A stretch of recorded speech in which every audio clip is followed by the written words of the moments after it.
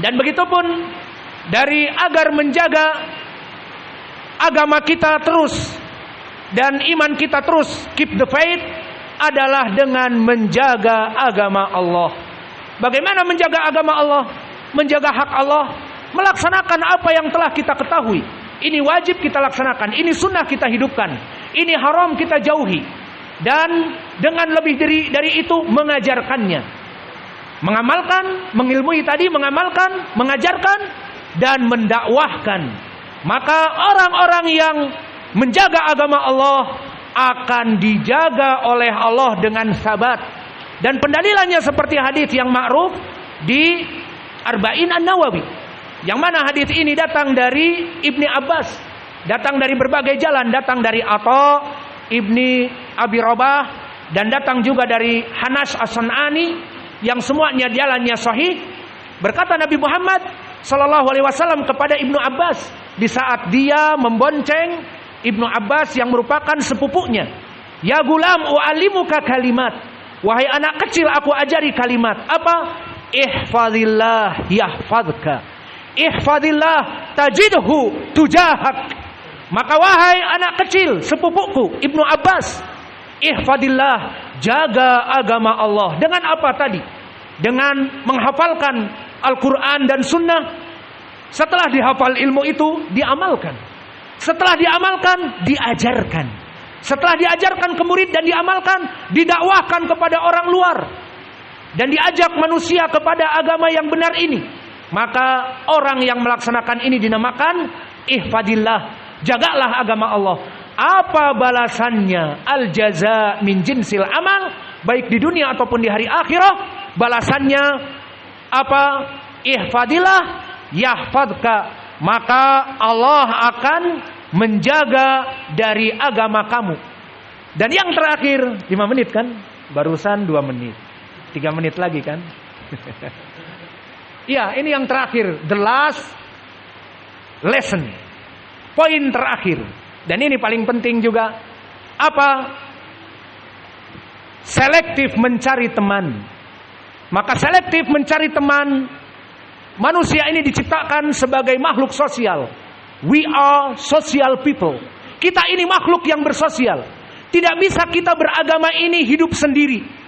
Karena apa? Dalilnya di Al-Quran misalnya, warka'u ma'arraqi'in. Salatlah kalian dengan manusia yang lain. Misalnya dia sendirian, dia punya masjid, dia muadzin, dia imam, siapa yang jadi makmum? Maka butuh kepada yang lain. Maka di dalam syariat Islam manusia jelas butuh kepada yang lain. Dalil yang kedua setelah tadi warka'u ma'arraqi'in, butuh kepada yang lain, juga hadis Utsman yang muttafaqun alaih atau di Sahih Al-Bukhari. Berkata Rasulullah sallallahu alaihi wa ala alihi wasallam, khairukum man ta'allamal Qur'ana wa 'allamahu. Di antara kalian yang paling baik adalah yang mengajari Al-Qur'an dan yang belajar Al-Qur'an. Contohnya, jika ada mudarris tidak punya murid, dia nongkrong di masjid ingin ngajar, tidak ada murid. Apakah jadi sebaik-baiknya kalian orang yang mengajar? Dia mengajar siapa? Kemudian murid tidak mempunyai guru. Murid banyak, gurunya mana? Tidak ada. Maka butuh di sini simbiosis mutualisme. Maka inilah kehidupan kita manusia dalam beragama. Kita ini harus bersimbiosis mutualisme. Harus, we are social people. Kita makhluk yang bersosial. Karena kita makhluk yang bersosial, maka akhirnya kita butuh kepada orang lain. Dan tidak bisa hidup sendiri. Bahkan ahli kejiwaan ataupun dokter psikologi akan menyebut kepada orang yang tidak ingin bergabung dengan yang lain dengan schizophrenia, sakit kejiwaan, pingin sendiri dengan syaitan, tidak mau bergabung dengan yang lain, maka ingin menyendiri dalam kegelapan dan seterusnya. Ini penyakit kejiwaan schizophrenia atau kita mengatakan mamsus, kena jin, alhasil menyelisihi dari fitrah. Maka karena fitrah manusia itu makhluk yang bersosial, maka di sini kita dituntut untuk pasti mempunyai teman. Maka siapa yang menjadi the old friend, the best friend, teman terdekat, teman sejati yang mengetahui kita dalam suka dan duka. Tidak dalam keadaan suka banyak teman, dan dalam keadaan duka ditinggal. Seperti pepatah mengatakan habis manis sepah dibuang, dan pepatah yang lain mengatakan habis uang abang ditendang. Kata orang Medan, si butet menendang. Alhasil seperti inilah misal, dan kita tidak ingin mempunyai teman yang seperti itu. Lalu bagaimana teman yang diajarkan di dalam Islam? Teman yang mempunyai agama yang benar, semanhaj ahli sunnah. Inilah, atau alim lebih dari kita, atau seorang dai ilallah. Maka kita sangat senang mempunyai teman-teman seperti kalian, seperti Ustadz Abu Taubah, Ustadz dan seterusnya. Maka jadikanlah seperti ini the old friend, teman terdekat, atau istri dari teman terdekat, orang-orang yang bisa menjaga agama kita. Maka barang siapa yang salah memilih dari teman, maka dia akan menjadi tidak tegar manhajnya, dan tadi akan terombang-ambing dari agama yang benar. Maka telah datang hadis diriwayatkan oleh Imam Abi Daud dari riwayat Zuhair ibnu Muhammad an Musa ibni Wardan an Abi Hurairah. Hadis ini hadis yang hasan, karena Musa ibni Wardan saduq hasanul hadis, dan dihasankan oleh Syekh kami Mukbil di Jami'us Sahih. Berkata Rasulullah sallallahu alaihi wa ala alihi wasallam, al mar'u ala dini khalilih falyanzur ahadukum man yukhalil. Bahwa seseorang itu agamanya, lihat ucapan Nabi, seseorang itu agamanya, maksudnya agama seseorang itu tergantung dengan teman dekatnya. Maka tadi kita ini makhluk sosial, berpengaruh teman dekat kepada kita. Jika teman kita baik, mengajak kepada kita untuk berdakwah, ayo berdakwah, kita menyebarkan agama, wah siap, temannya ustadz, berdakwah bareng, kenikmatan dari Allah.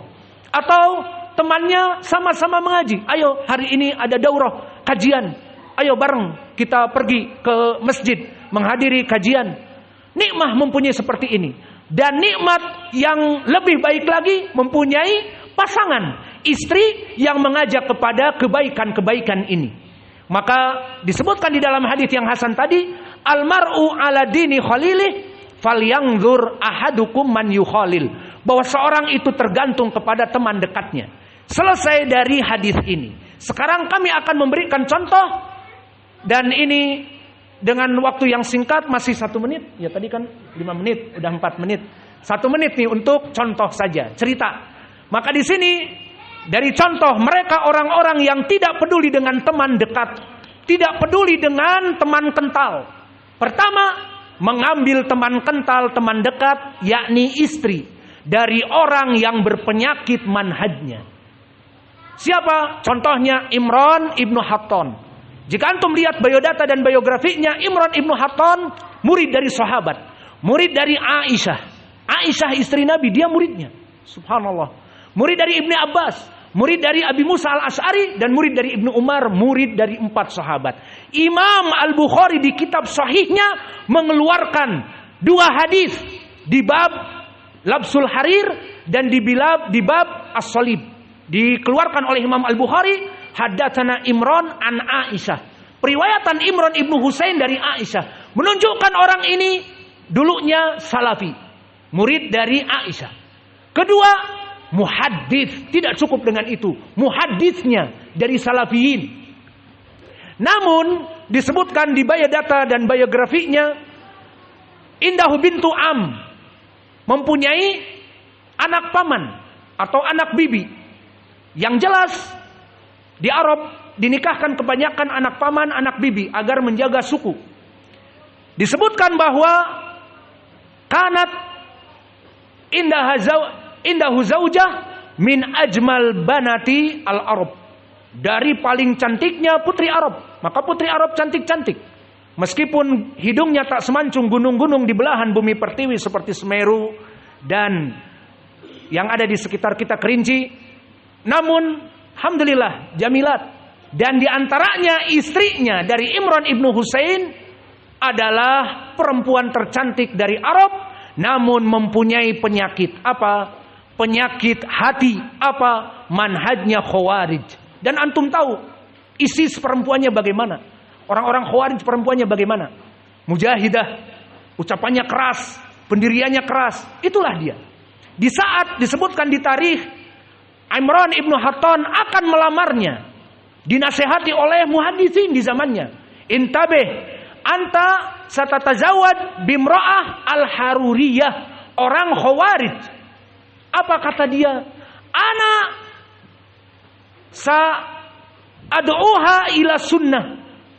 Ana sa'ajuruha ila sunnah. Aku akan mengkatrol dia kepada sunnah. Ini siapa? Ini bagi suami yang suaminya itu bagaikan macan Sumatera, harimau Sumatera. Sesuai ucapan Allah, ar-rijal qawwamuna 'alan nisa. Laki-laki pemimpin dari perempuan. Namun Imran ibnu Hatton telah disebutkan di tarikh karena qasir, dia dulu pendek. Dan maknanya pendek indal Arab, orang Arab kebanyakan tinggi, maknanya pendek mungkin seperti kita atau di bawah kita. Di bawah under standar, di bawah standar dari laki-laki. Kedua, wajahnya buruk. Maka inilah keadaan muhadits ini. Kemudian disebutkan perempuan ini Al-Haruriyah yang sifatnya keras, maka dia tidak mau bergeming dari pemikirannya. Karena mujahidah, karena ini adalah bid'ah yang tidak bisa dipupuskan begitu saja. Ikut suami terus, sudah selesai. Manhaj yang aku bina dari manhaj Khawarij ini, ikut suami, hijrah, jadi sunni. Oh, tidak bisa. Siapa dulu aku? Siapa suamiku? Maka di tarikh disebutkan, dulu Imran ibn Hatton laki-laki yang rupanya buruk dan pendek. Kemudian istrinya sangat cantik.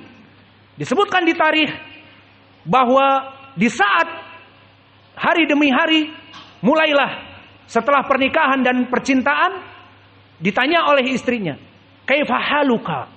Apa keadaan kamu wahai Imran ibn Hatton suamiku? "Ana fi ghayatil hal wa anti jamilah." Dan saya bersyukur mempunyai istri yang sangat cantik. Di sini dia poinnya. Apa kata istri Imran ibn Hatton, seorang Haruriyah yang ingin menguasai suaminya dari sunnah kepada bid'ah? Idan as-sabr wasyukur fil jannah. Bahwa kesyukuran kepada Allah dan kesabaran kepada Allah menyebabkan masuk surga. Iya apa tidak? Naam. Fakadzalika nahnu. Maka kita pun demikian. Apa gerangan? Anta Allah a'taka ana jamilah wa anta tashkur ala hada kamal'an. Kamu diberikan oleh Allah istri yang paling cantik dari perempuan Arab ini aku. Kamu bersyukur seperti sekarang, alhamdulillah aku mempunyai istri yang cantik. Bersyukur masuk surga. Apa poinnya sekarang? Dan aku bersabar. Aku diberikan orang pendek. Aku diberikan orang yang buruk rupa, like Beauty and the Beast. Bagaikan si cantik dan si buruk rupa. Maka aku ditakdirkan oleh Allah menikahi kamu. Kamu buruk rupa, ana bis sabr. Aku penuh kesabaran masuk surga. Seperti ini dakwahnya dia. Maka bagaimana seorang suami akan menjadi macan Sumatera, menjadi harimau Sumatera? Hey you, masuk kepada sunnah. Kalau tidak aku tolak. Bagaimana bisa? Dia rupanya buruk dan tergila-gila dengan kecantikannya, dan dia selalu mengatakan, aku bersabar punya suami macam kamu. Tidak apa-apalah di dunia ini, namun masuk surga antara kita karena kesabaranku. Maka akhirnya Imran ibnu Hatton yang tadinya dia berkata kepada saudaranya dari muhaditsin, ana sa'arudduha ila sunnah, aku akan mengembalikan dia kepada sunnah. Terbalik, justru dia yang dikatrol kepada manhaj al-Khawarij. Dan dulu Imran ibnu Hatton imam muhaddis, diriwayatkan oleh Imam Al-Bukhari tadi 2 hadis, dan penyair. Maka di saat terus berkembang keberadaan manhaj dia, akhirnya dia memproklamirkan menjadi seorang Khawarij dan tergila-gila dengan istrinya yang bersikukuh dengan manhaj Khawarijnya, dan tidak bisa menjadi macan Sumatera tapi menjadi kucing Anggora. Akhirnya di sini dia dalam keadaan sudah mabuk kepayang. Dan ini seperti orang Minang berkata, the love is blind. Ya, bahasa Minang itu, bukan bahasa Inggris. Cinta itu buta. Maka membutakan manhaj yang ada, membutakan agama yang selama ini dia ambil dari Aisyah, dari Ibnu Umar, dari Ibnu Abbas, dari Abi Musa al-Asy'ari. Akhirnya dia menjadi imam Khawarij, terutama setelah dibunuhnya Ali radhiyallahu anhu. Semua berkabung kelompok Ahlus Sunnah atas kematian Ali radhiyallahu anhu oleh seorang mujrim al-Khawarij, Abdurrahman ibnu Muljam, Khariji, orang Khawarij. Semua kelompok Ahlus Sunnah bersedih dan terharu dan mendoakan Ali radhiyallahu anhu dan memburukkan dari orang yang membunuh ini. Namun apa yang dilakukan oleh Imran ibn Hattan, maka dia membuat syair karena dia penyair kabir. Dia katakan dalam syairnya, di pantunnya, ya darbatan min taqiyyin ma arada biha illa, kecuali untuk mencapai ridwanullah illa liyablugha ridwanullahi illa liyablugha min dil arsy ridwana illa liyablugha min dil arsy ridwana.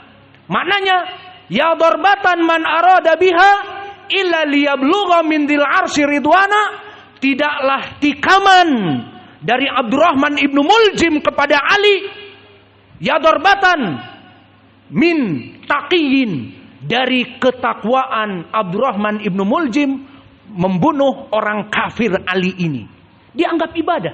Dan itu yang dilakukan oleh orang-orang ISIS. Orang-orang yang mengkudeta pemerintah muslimin. Dulu mereka membunuh Utsman dan membunuh Ali, dan di zaman now membunuh Brimob, membunuh Angkatan Darat, dan yang lainnya. Mereka mengkafirkan kaum muslimin. Maka di sini membuat syair, ya darbatan min taqin ma arada biha ila liyablugha min dil arsy ridwana, maka tidaklah tikaman dari Abdurrahman ibnu Muljim ini kecuali ingin mencapai ketakwaan kepada Dzil Arsy yang mempunyai arsy yang agung, mencapai ridho Allah.